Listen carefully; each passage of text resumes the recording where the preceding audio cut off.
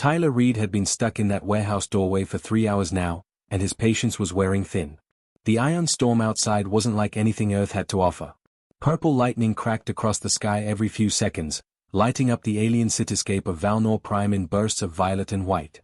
The rain came down sideways, driven by winds that could knock a grown man off his feet. Tyler had seen storms before, hurricanes in Florida, tornadoes in Oklahoma, but this was something else entirely. This was alien weather, and it didn't play by Earth's rules. He'd been running salvage operations on this trade moon for about 6 months now. Good money, boring work. Pick up scrap metal, sort through abandoned cargo, sell it to whoever needed parts. Nothing glamorous, but it paid the bills and kept him off Earth, which was exactly what he wanted after his divorce. His ship, the Redemption, was parked 2 miles away at the commercial docks, probably getting pelted to hell by this storm. He'd have to check for damage once this mess cleared up. Tyler pulled his jacket tighter and watched the rain. The warehouse district was supposed to be empty. Most businesses had evacuated hours ago when the weather alert started screaming. He was only here because he'd been too stubborn to leave a salvage job half-finished. Now he was paying for it, trapped in a doorway while the universe threw a tantrum overhead. That's when he heard it. A sound that didn't belong to the storm. It was soft, almost lost beneath the howl of wind and the crack of thunder. A whimper. High-pitched and frightened. Tyler's first thought was that some animal had gotten stuck out here, but then he heard it again and realized it sounded too deliberate. Too much like crying. He stepped out from the doorway, immediately getting soaked by the freezing rain. His boots splashed through puddles that were already ankle-deep. The alley next to the warehouse was narrow and dark, filled with the kind of junk that accumulated in industrial districts. Broken pallets, rusted containers, discarded machinery that nobody wanted anymore. There, behind a cargo container that had probably been sitting there for a decade, Tyler found the source of the crying. It was a kid. A small one, curled up in a ball with their arms wrapped around their knees. At first, Tyler thought maybe it was a human child, some colonist's kid who'd gotten separated from their parents. But then the lightning flashed again, and he saw the pale blue skin. The golden eyes that caught the light and reflected it back like a cat's. The delicate markings on the forehead that looked almost like tattoos but were clearly natural. This wasn't a human child.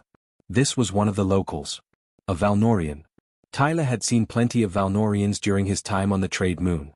They were the dominant species here, ran most of the government and major businesses. Tall, elegant people who moved like dancers and spoke in musical tones that made standard sound clumsy. They were also notorious for their complicated politics and their tendency to look down on humans as primitive newcomers to the galactic stage. But this kid didn't look elegant or superior. This kid looked terrified. Tyler crouched down, trying to make himself less threatening. "Hey there," he said softly, keeping his voice calm. "You okay?" The child flinched away, pressing harder against the wall. Those golden eyes were wide with fear, and now that Tyler was closer, he could see the kid was hurt. There was a gash on their left shoulder, blood, darker than human blood, almost purple, seeping through torn clothing. The kid was shivering violently, and not just from fear. The temperature had dropped hard when the storm hit, and this child was dressed in nothing but thin indoor clothes. No jacket, no protection. Tyler felt something twist in his chest. He'd never been particularly good with kids, one of the many reasons his marriage had fallen apart, but he also couldn't just walk away. Nobody deserved to be left alone in a storm like this, especially not someone so small. "I'm not gonna hurt you," Tyler said, holding his hands up to show they were empty. "But you need help. That cut on your shoulder looks bad, and you're freezing. There's a medical center about 3 miles from here. We need to get you there." The child didn't respond, just stared at him with those huge golden eyes. Tyler wasn't sure if the kid could even understand standard.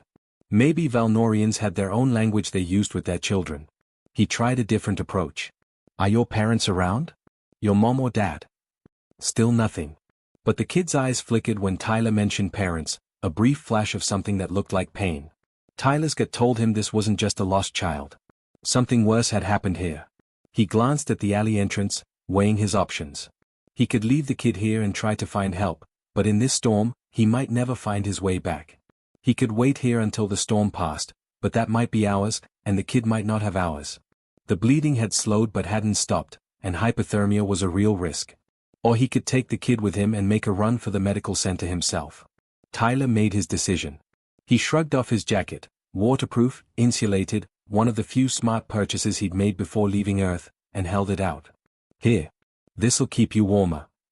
The child hesitated, then slowly reached out and took the jacket. Small fingers, trembling.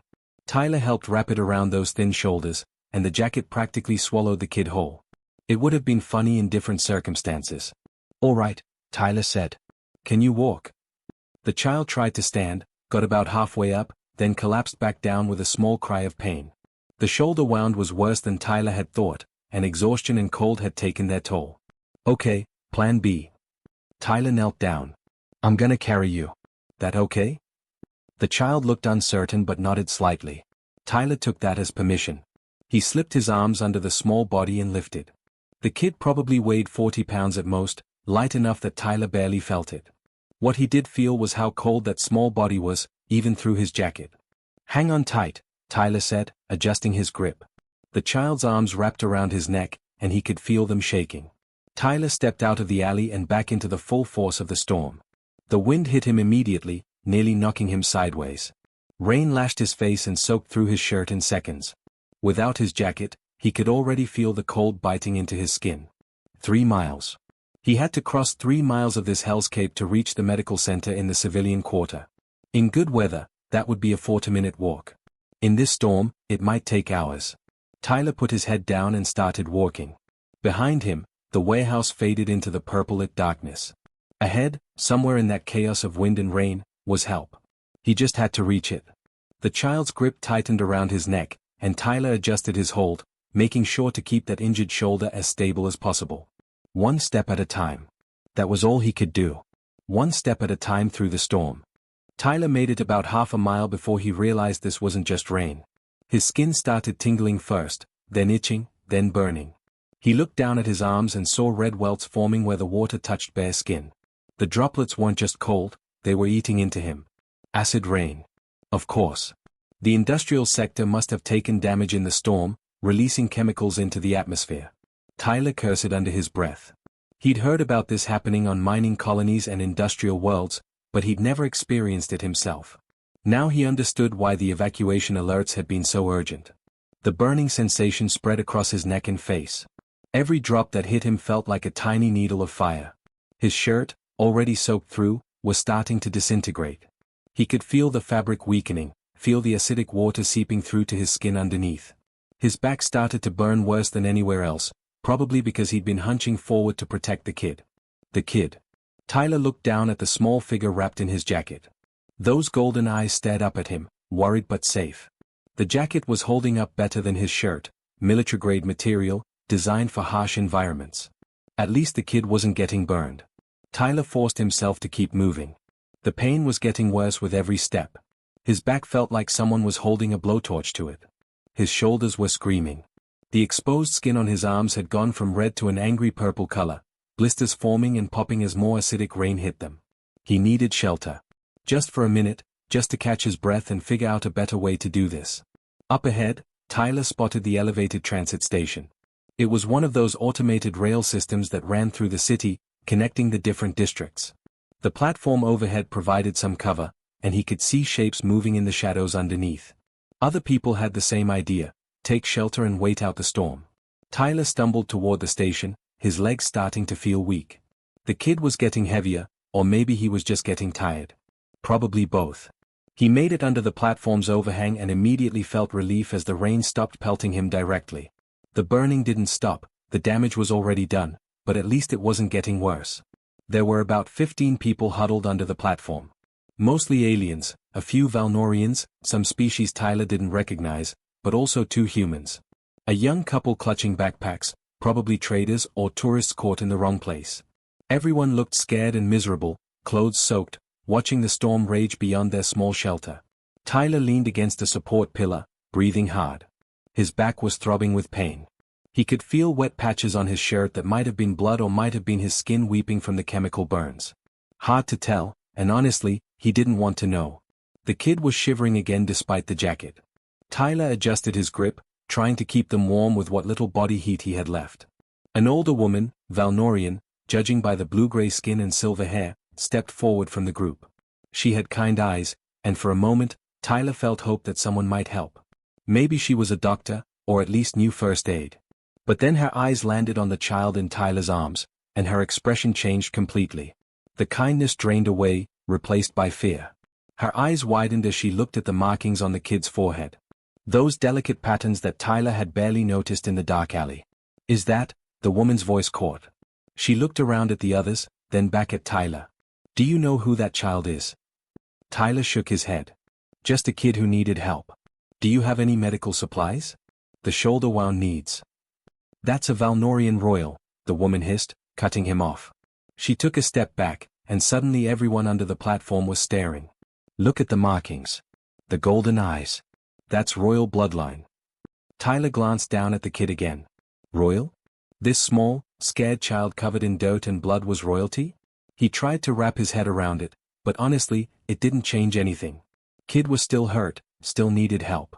Okay, so they're important, Tyler said. All the more reason to get medical attention, right? Can any of you help, or point me toward the fastest route to? There's a civil war brewing, a male voice interrupted. One of the other Valnorians, younger, with the nervous energy of someone who'd been following the news too closely. The royal family is fractured. 3 different factions fighting for control. There have been assassinations, kidnappings.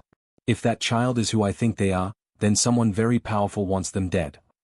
The older woman nodded grimly. Whoever's holding that child right now is a target. Anyone associated with them becomes part of the political game. The humans don't understand, our civil conflicts are not like yours. They're ancient, bitter, and anyone caught in the middle gets destroyed. Tyler felt the group shifting away from him. Physical distance opening up between him and everyone else under the platform. The young human couple actually grabbed their bags and moved to the far edge of the shelter, as far from Tyler as they could get. You need to leave, the older woman said, though her voice carried a hint of sympathy. We cannot help you. We cannot be seen helping you. If the wrong faction finds out we gave aid to that child, our families would pay the price. It's just a kid, Tyler said, hearing the frustration in his own voice. A hurt kid in a storm. Politics can wait until. Politics never wait, the woman said sadly. Not on Valnor Prime. I'm sorry, human. Truly. But you must go. The others murmured agreement. Some wouldn't even meet Tyler's eyes. The human couple looked guilty but said nothing. Nobody stepped forward to help. Nobody offered supplies, directions, or even words of encouragement. Tyler stood there for another moment, letting the reality sink in. He was on his own. Worse than on his own, he was actively dangerous to be around. Anyone who helped him might end up caught in whatever political nightmare this kid represented. Fine. He'd done things alone before. Tyler pushed off from the support pillar, ignoring the way his back screamed in protest. The kid's arms tightened around his neck, and he could feel the small body trembling. Whether from cold, fear, or pain, he couldn't tell. Probably all 3. Then I guess I'm a target, Tyler said quietly, more to himself than to anyone else. He stepped back out into the storm. The acid rain hit him immediately, finding every burned patch of skin, every open blister. Tyler hunched his body over the kid again, using himself as a shield. He could feel the liquid eating through what was left of his shirt, could feel new burns forming on top of old ones. His back felt like it was on fire. His shoulders were going numb, which was probably bad. His arms ached from carrying the kid, and his legs felt shaky. The medical center was still more than 2 miles away. Tyler put one foot in front of the other and kept walking. Behind him, the people under the transit station watched in silence. None of them followed. None of them called out. The storm swallowed Tyler and the child, and the purple lightning lit their path through the darkness. Tyler's world had narrowed down to 3 things: the weight of the child in his arms, the burning pain across his back, and the next step forward. Nothing else mattered.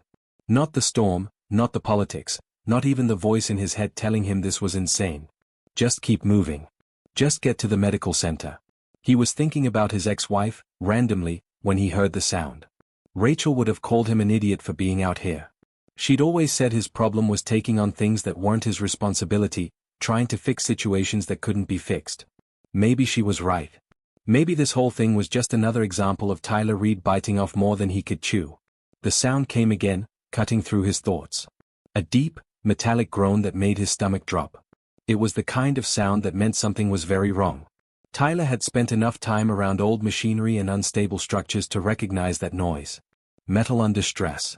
Weight shifting where it shouldn't. He looked up just in time to see the apartment building tilt. It was one of those residential towers that dotted the city, maybe 20 stories tall. Older construction, the kind that had been there for decades. The foundation must have been compromised by the storm, water undermining the ground, or maybe acid eating through support structures. Whatever the reason, the building was coming down. And Tyler was standing right next to it. Time seemed to slow down the way it does in emergencies. Tyler saw the building lean, saw windows shattering, saw people inside scrambling away from the tilting walls. He heard screaming, both from inside the building and from somewhere behind him on the street. The groan of metal got louder, joined by the crack of breaking concrete. Tyler didn't think. There wasn't time to think. He threw himself forward, curling his body around the kid, making himself into a human shield. His boots slipped on the wet pavement as he dove, trying to get clear of the collapse zone. The kid made a small sound of fear, and Tyler held tighter. The world exploded into chaos. The building came down like a wave of concrete and steel and glass. Tyler felt the impact before he heard it, a massive boom that shook the ground and rattled his teeth. Debris rained down around them, chunks of wall and pieces of furniture and things Tyler couldn't identify. Something hit his left shoulder, spinning him sideways. Something else grazed his leg. He kept his body curled around the kid, kept moving forward even as the air filled with dust and the roar of destruction. Then something heavy hit his back. Tyler heard the snap before he felt it. A sound like dry wood breaking, sharp and clear even through all the other noise. Then came the pain, white-hot and blinding, radiating from his spine through his entire chest. He tried to scream but couldn't get enough air. His legs gave out and he went down hard, still clutching the kid. The pain was unlike anything Tyler had ever experienced. He'd broken bones before, fractured his wrist in high school football, cracked a finger during salvage work, but this was different. This felt fundamental, like something critical had gone wrong inside his body. Every breath sent knives through his chest. His vision went dark at the edges. Don't pass out. Don't you dare pass out. Tyler forced his eyes to stay open. Forced himself to focus. The kid was crying now, a high-pitched wail of terror, but alive. Still alive. That was what mattered. The debris kept falling for what felt like forever but was probably only 30 seconds. Chunks of concrete bounced around them. Metal beams crashed down nearby. Glass shattered in glittering cascades. Tyler kept his body wrapped around the kid, kept his head tucked down, and waited for it to end. Finally, the rumbling stopped. The dust began to settle, turning the purple storm light into a hazy gray fog. Tyler tried to move and immediately regretted it. The pain in his back flared so bright he nearly blacked out. Broken ribs, had to be. Maybe more than one. Maybe several. He lay there for a moment, just breathing. Each breath was agony, sharp and stabbing. His chest felt wrong, like things inside weren't sitting where they should be. The acid burns on his back and shoulders, which had been terrible before, were now screaming in protest from the additional trauma. The kid wiggled in his arms, trying to look around. Tyler loosened his grip slightly, letting them move. Those golden eyes were wide with shock, but the kid seemed okay. No new injuries that Tyler could see. The jacket had protected them from the worst of it. You okay? Tyler managed to gasp out. His voice sounded wrong, breathless and pained. The kid nodded, then looked at Tyler with concern. Small hands touched his face, surprisingly gentle. Tyler tried to smile but suspected it came out more like a grimace. He needed to assess their situation. Tyler forced himself to focus past the pain and look around. They were in a pocket of space created by fallen debris. Chunks of concrete and twisted metal formed a rough shelter around them, but also a cage. Above them, maybe 6 feet up, he could see gray sky through gaps in the rubble. The storm was still going, rain falling through the openings. They were trapped. Tyler tried to push himself up and nearly screamed from the pain. His ribs were definitely broken. Moving was going to be a nightmare. But they couldn't stay here. The building was still settling, debris shifting and groaning. This pocket could collapse at any moment. And even if it held, nobody knew they were here. Nobody was coming to help. He had to get them out. Somehow. Tyler's mind shifted into the analytical mode he used for salvage work. Assess the situation. Find the weaknesses. Identify the path forward. He'd spent years crawling through damaged ships and collapsed structures, figuring out how to get valuable equipment out safely. This was the same thing, just with higher stakes. There, to his left. A gap between 2 large concrete slabs, maybe 3 feet wide. It looked like it led upward, toward the surface. Unstable as hell, probably, but it was their best option. Maybe their only option. Okay, kid, Tyler said, his voice strained. We're gonna climb out of here. But I need you to hold on tight, understand? Really tight. Don't let go no matter what. The kid nodded seriously, those golden eyes locked on his face.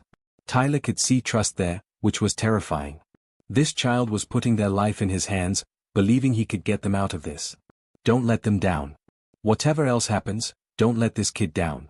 Tyler slowly, agonizingly, pushed himself to his knees.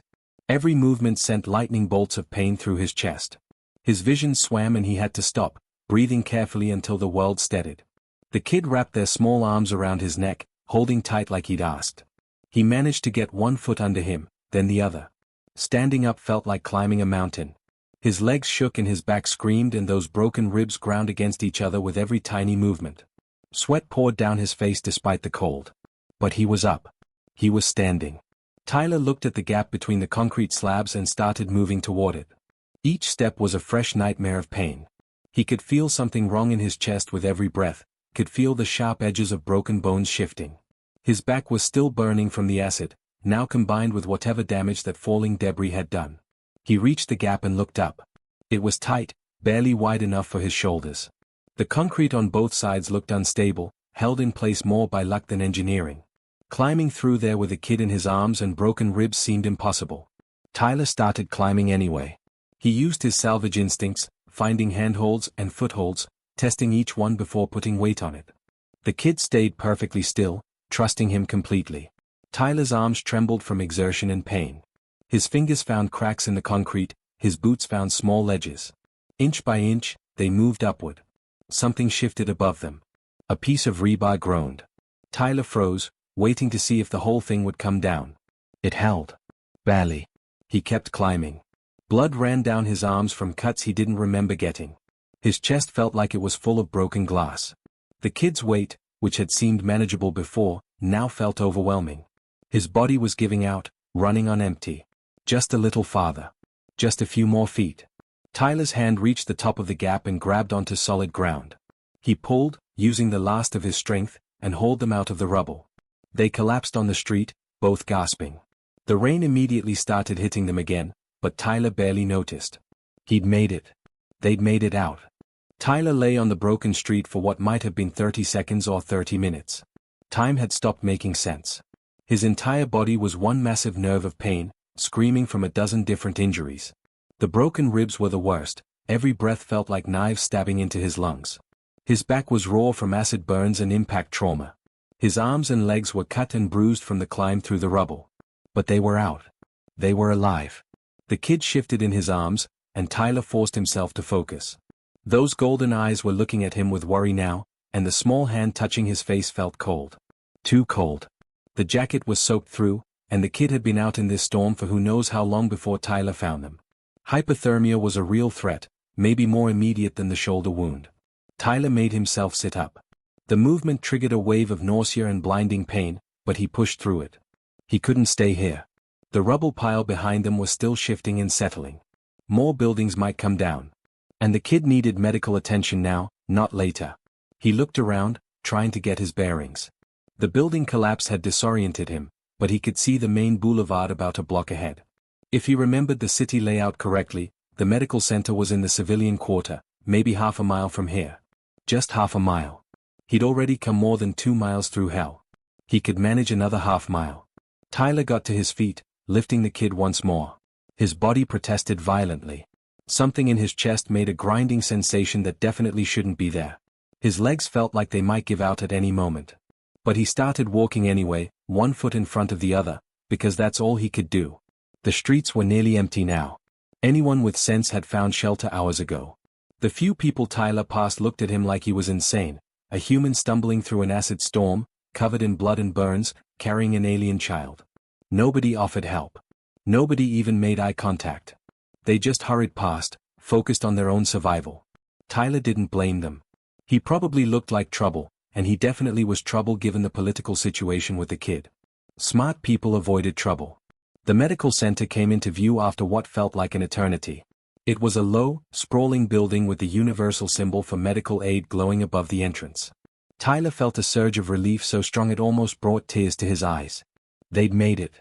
Against all odds, through the storm and the collapse and everything else, they'd actually made it. Then he saw the three figures blocking the entrance, and his relief turned to ash. They were clearly opportunists taking advantage of the chaos. Two humans and an alien Tyler didn't recognize, all wearing mismatched clothing and carrying weapons. Not sophisticated weapons, just crude plasma cutters and metal pipes, but dangerous enough. The largest of them, a human male with a shaved head and scars across his face, stepped forward as Tyler approached. "Medical centers closed," the man said with a grin that showed missing teeth. "Private use only." Tyler's brain was foggy with pain and exhaustion, but he understood immediately what was happening. Looters. The storm had created opportunities, and these people were exploiting them. They'd taken control of the medical center entrance and were shaking down anyone desperate enough to need help. "The kid needs medical attention," Tyler said, trying to keep his voice steady despite the pain. "Serious injuries. Just let us through." The scarred man looked at the child in Tyler's arms, and his grin widened. "Medical attention costs money, friend. You got credits?" Tyler's pockets were empty except for his identification card and his salvage operator license chip. He'd left everything else on his ship, his credit stick, his personal items, everything.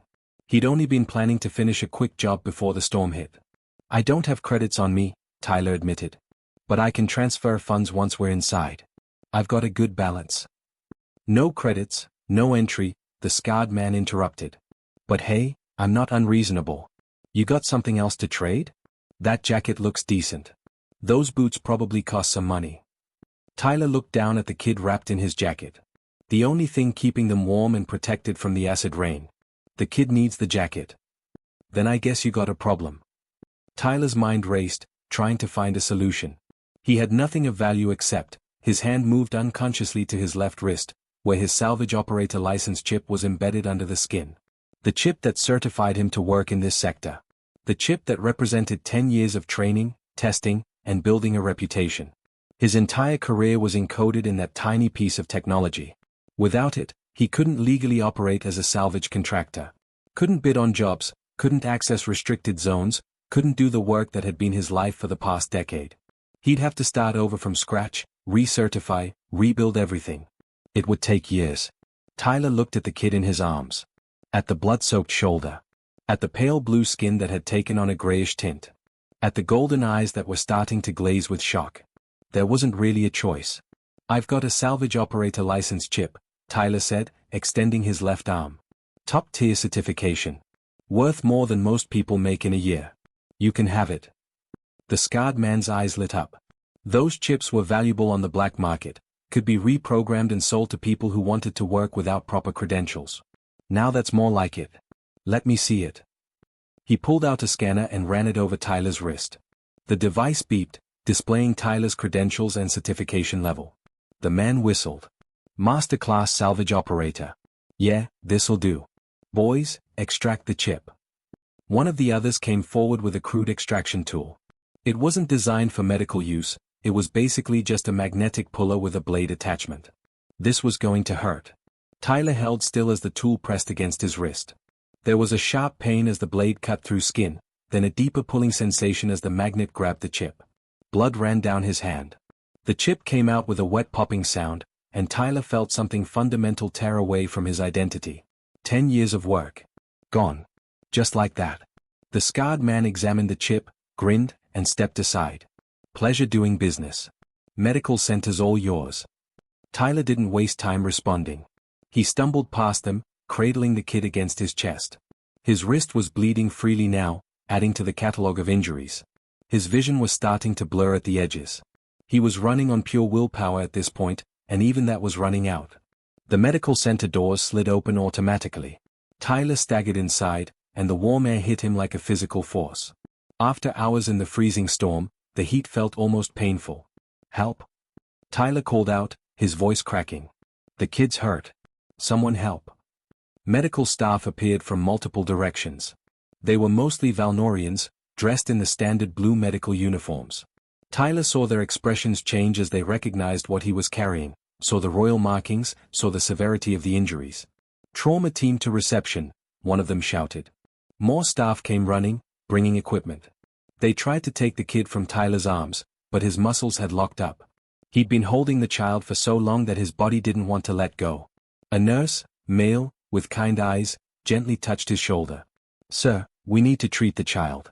You have to let go now." Tyler forced his arms to relax. The nurse lifted the kid away, and suddenly Tyler's arms felt impossibly empty. The weight he'd been carrying for miles was gone, and without it, he felt untethered. Lost. His legs gave out. Tyler didn't even feel himself falling. One moment he was standing, the next he was on the floor, the white ceiling spinning above him. Faces appeared in his vision. Medical staff looking down at him, talking in urgent tones. Someone was cutting away what remained of his shirt. Someone else was checking his vitals. Everything felt distant and unreal. "Sir, you need treatment too," a voice said. "Your injuries are severe." Tyler tried to focus on the speaker. A young female doctor with concerned eyes. He forced words out through the pain and exhaustion. "The kid first. Promise me. You treat the kid first. Sir, you're going into shock. We need to. Promise me." Tyler grabbed her arm with the last of his strength. "The kid first. They're more important. Promise." The doctor looked torn, then nodded. "The child is already being treated. I promise. Now let us help you." Tyler's grip loosened. The relief that washed over him was so intense it hurt. The kid would be okay. Whatever happened to him didn't matter as long as the kid would be okay.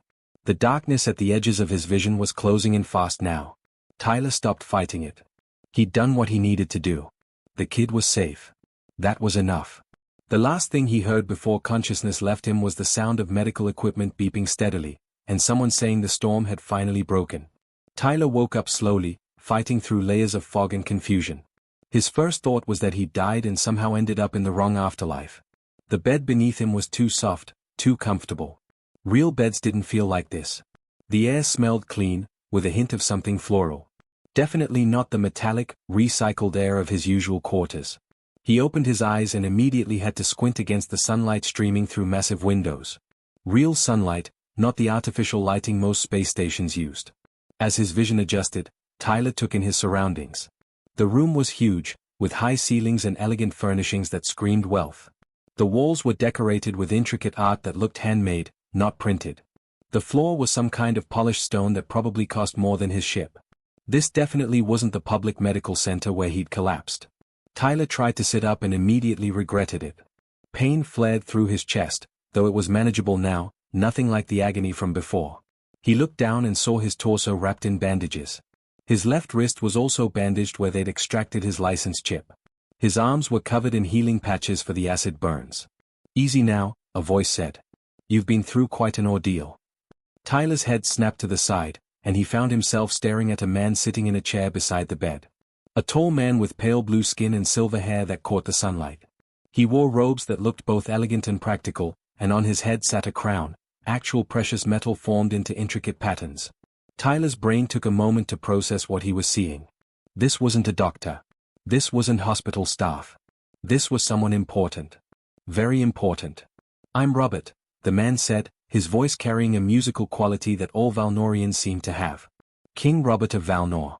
And you, Tyler Reed, saved my son's life." The words hit Tyler like a physical impact. King. His son. The kid he'd carried through the storm was the son of the actual king. Suddenly, all the pieces clicked into place, the royal markings, the Civil War tensions, why people had been so terrified of helping. "Is he okay?" The question came out before Tyler could think about protocol or proper etiquette when talking to royalty. "The kid, your son, is he all right?" King Robert's stern expression softened into something that looked almost like a smile. "His name is Jake. And yes, he's fine. Thanks to you." The shoulder wound was infected and would have been fatal without treatment. The hypothermia was severe. But our physicians were able to save him. He's recovering in the children's wing right now, asking about you constantly.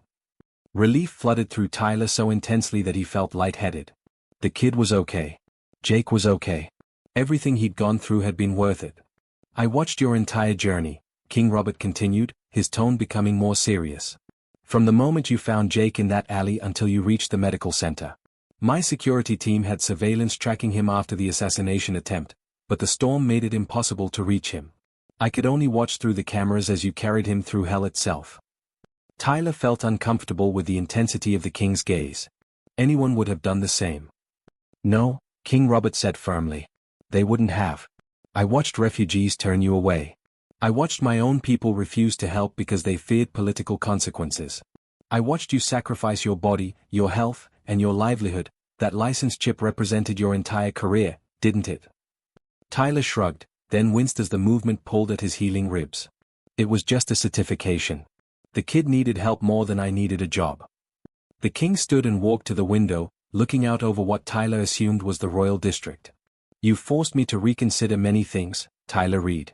4 generations, my people have viewed humans as selfish, primitive, concerned only with profit and personal gain. That's why Valnor has consistently opposed humanity's petition to join the Galactic Council. We believed your species lacked the moral character required for true civilization. Tyler felt a flash of anger at that but kept quiet. This was a king, after all, and Tyler was currently lying in what was probably the royal medical wing. But then I watched a human stranger, King Robert continued, risk everything for a child who wasn't his species, wasn't his responsibility, offered him nothing in return. I watched you endure pain that would have broken most beings. I watched you give up your career without hesitation. And I realized we were wrong about humanity. The king turned back to face Tyler. I'm offering you citizenship in Valnor, Tyler. Wealth beyond anything you earned as a salvage operator. A noble title. A position in the royal court. You would want for nothing for the rest of your life. It's the least I can do to repay the debt I owe you. For a moment, Tyler let himself imagine it. Never having to scrape together money for ship repairs. Never having to take dangerous salvage jobs just to make rent. Security, comfort, respect. Everything his ex-wife had wanted him to achieve. But it didn't feel right. I appreciate the offer, Your Majesty. Really, I do. But I'm gonna have to say no thank you. Tyler saw the surprise on the king's face and continued quickly. I'm a salvage operator. Or I was, anyway. That's what I know how to do. I'm not built for courts and politics and whatever comes with being nobility. And I didn't help your son because I wanted a reward. I helped him because he needed help. That's all. The room was silent for a long moment. King Robert stared at Tyler with an expression that was hard to read. Then, slowly, the king smiled. It was genuine this time, reaching his eyes.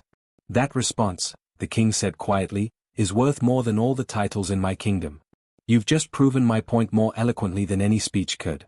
A human who saves a life and asks for nothing in return, that's the kind of character we need in the galactic community. King Robert moved closer to the bed, his posture formal now, official. The Valnorian sovereignty will formally sponsor humanity's petition to join the Galactic Council. We've opposed it for years, using our considerable influence to block your species from membership. As of today, that opposition ends. We were wrong about humans, and I intend to make that very clear to the other council members. Tyler's brain struggled to process what he was hearing. His actions had somehow affected interstellar politics? The entire human species was getting a boost because he'd carried one kid through a storm? I don't understand, Tyler admitted. Why does one guy helping one kid change everything? Because it proves that humanity doesn't act based solely on profit and self-interest, the king explained. The council's concern has always been that humans would destabilize the galactic community through aggressive capitalism and disregard for other species. But you demonstrated something more fundamental, compassion without expectation of reward. Sacrifice for a stranger. Those are the values the council was founded on. Tyler felt overwhelmed. He'd just been trying to help a scared kid. He hadn't been thinking about galactic politics or representing his entire species. There is one thing I insist on, King Robert continued. You gave up your salvage license to save Jake. I'm having it restored and upgraded to masterclass with full diplomatic privileges.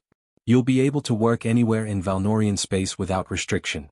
Consider it a small token of gratitude. Before Tyler could respond, there was a knock at the door.